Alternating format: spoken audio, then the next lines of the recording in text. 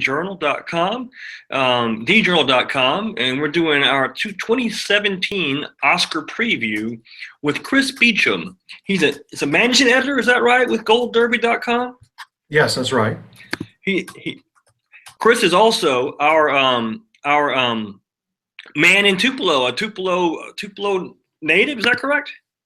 Oh yeah, yeah. And went out there about a year and a half ago, but you've been working with Gold Derby for quite some time, and now here you are, giving us some your takes on the Oscars. Let's just dive right in, all right? Best Picture. We're going to save that for last. No, that one's one of the easier ones this year. It's been difficult the past couple of years. La La Land is what you need in your office pool. It's going to probably win somewhere between 8 and 11 Oscars this year, including Best Picture. Now, I understand that Manchester by the Sea, Hidden Figures, and La La Land are kind of the whole night. Are those going to be kind of the ones to look out for? Or do you think it's going to be wide open the whole night? Moonlight as well. It's got a really good shot at adapted screenplay and possibly an acting award. Yeah, La La Land. It's a musical, so it's even going to dominate things like score and song. And it's got a very good shot at the all-time record at the Oscars is 11, and it's got 14 nominations, so it's got a shot at that record. If the success of Argo a while back tells us nothing, Hollywood loves to celebrate itself. Oh yeah, and this movie is so different from anything else that's been released lately. It's the first original musical in a long time that wasn't like a Broadway adaptation. So it's really, really popular in this area. It's popular around. I've got the soundtrack. We saw it. I had to get the soundtrack. So let's move to actor in a leading role. Casey Affleck at one time seemed to be the big guy, but I think that there's some competition coming up his side, right? Yeah, that one's one of the more difficult races. It really feels like 50-50 between Casey and Denzel Washington.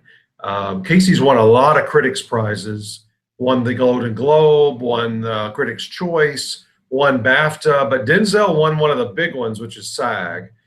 Screen Actors Guild shares a lot of the same members that are in the Academy in the acting branch. So the thing is, Denzel is, if you've seen Fences, is such a powerful performance.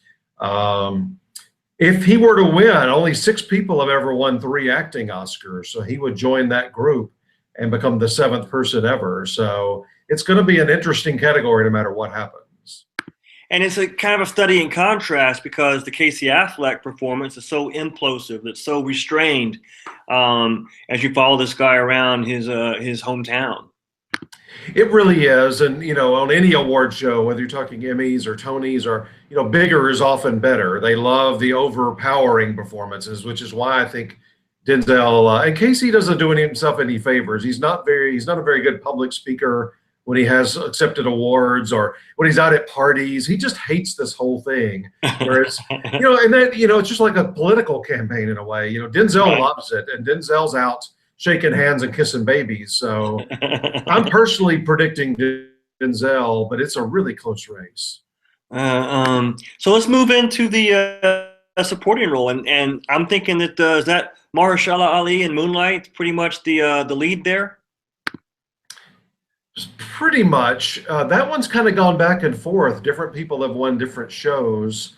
Ali is, I would say, like almost tied with Dev Patel now. Okay. Lion has come on strong in the past few weeks. People love that movie. And he just won BAFTA. Dev Patel just won BAFTA, which that's the British version of the Academy Awards. Right. A lot of the BAFTA members are Academy members, all these British actors and actresses, and directors and so forth. So Dev's been doing this a lot longer than people think. But usually in supporting actor, they don't mind younger actresses for some reason. But Dev's only like 26, 27. So he'd be the second youngest ever to win that category. Right now, I'm picking Dev Patel, believe it or not. But Mahershala could do this. I mean, the thing about Mahershala is you've known him these last 10 years from lots and lots of TV shows. So he's very, very familiar to people, things like House of Cards. So that was a very interesting race.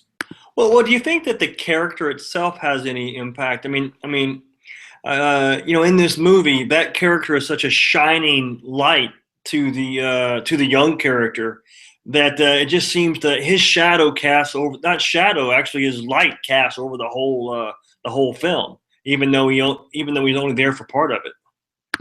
Yeah, he's only in the first third, and when I've talked to voters, they didn't know that going in, so they've been kind of, some of them have been surprised at that, and maybe dock him a couple of points because he just disappears after the first third of the movie. That's Now, Dev Patel has the exact opposite situation.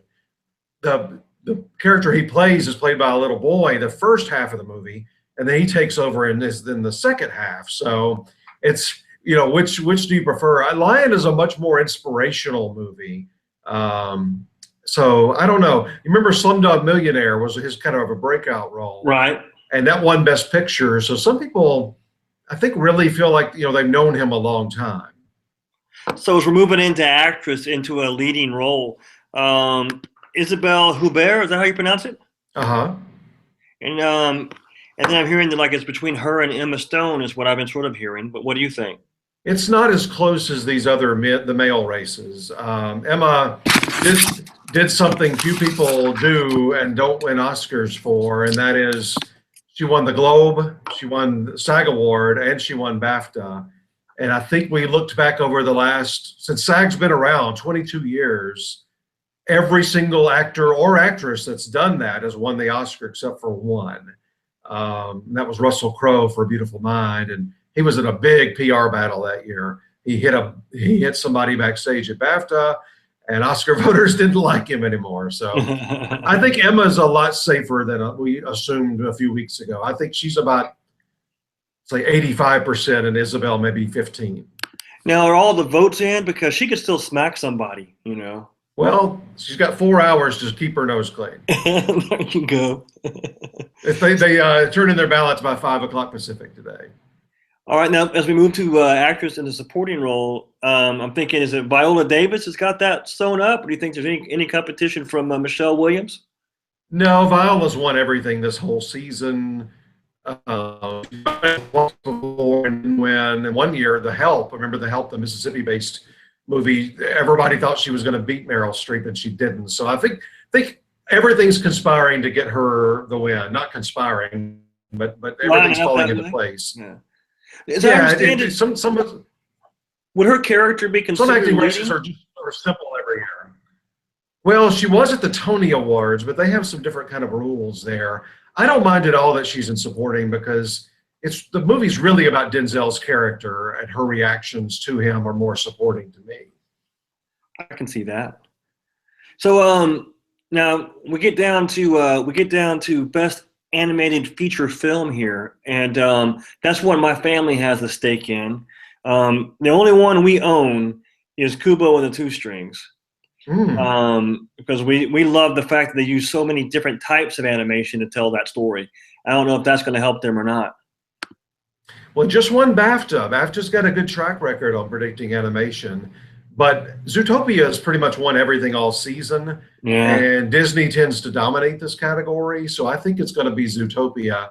It's got a lot of message to that movie too about toleration and sharing and not assuming things about other people. I think all those things combined together make that the front runner. Now I heard I have not seen it, but I've heard The Red Turtle was an amazing piece of film, and I'm really looking forward to seeing that. What's nice about the Oscars and quite a few categories is they do pick out some things, movies or performances or whatever they may be, that the mass public might not have seen yet, and they get to put a spotlight on them. So hopefully this will lead to more people seeing that one. Excuse me. All right, now we're getting to achievement in directing. And this Mel Gibson comes back into play for this. He's been on the outs in Hollywood, and with Hacksaw Ridge, he's definitely put out a film, and it's gotten quite a bit of attention and sort of pretty much back into the fold. I thought I saw that movie way back at the beginning of, I think, November. And oddly enough, it was at an Academy screening with all these Oscar voters, and Mel was there, and there's a reception afterwards, and Andrew Garfield was there, and Vince Vaughn, and some of the others. And I could tell that night, so many people wanted to, shake Mel's hand and talk to him. I thought, maybe they are welcoming welcoming him back. And then sure enough, he got the nomination. Unfortunately for the four men up against Damien Chazelle, it's just not going to happen. Damien has won everything all season, La La Land director, and he's only 31 or 2, I think. He would be the youngest director ever to win. Well, that would be, it was quite a feat, and it was quite a, very much like Kubo, very much a lot of different types of storytelling we're not used to, and a modern audience is not used to, as far as having to do straight storytelling and then doing it so figuratively so many times. And so to make that actually work and to communicate to a modern audience, that took a lot of risk was involved in that film. Yeah, he and his roommate who did the music had this idea 6 or 7 years ago, and they couldn't talk anybody into doing it. And then he had Whiplash 2 years ago, and suddenly he had some clout and some credibility. And that allowed, basically the studio said, you know, whatever you want to do next. And he said, oh, I've got the project right here. They'd already written it and had it ready to go should somebody ask. So Hollywood loves that. They love stories of, you know, climbing up the mountain with a lot of difficulty. And that's this movie. Yeah, I can see that. And we're moving into these last categories. As a writer, even though a newspaper writer, I love the Screenplay Awards. And also, as I've been in the past, it seems like it's a way to recognize movies that might have been shut out by others. I don't know, the way that, like, if La La Land sweeps all the other categories, that maybe like Manchester by the Sea gets a shot in the for Best Original Screenplay. What do you think about that? Adapted's a little easier. We all feel like it's going to be Moonlight. It just won the Writers Guild Award on Sunday in a different category. It was up at original. The only thing about Moonlight not winning would be, you know, the mass popularity of Hidden Figures. Right. That could sneak it through, but I think Moonlight. Original's really tough.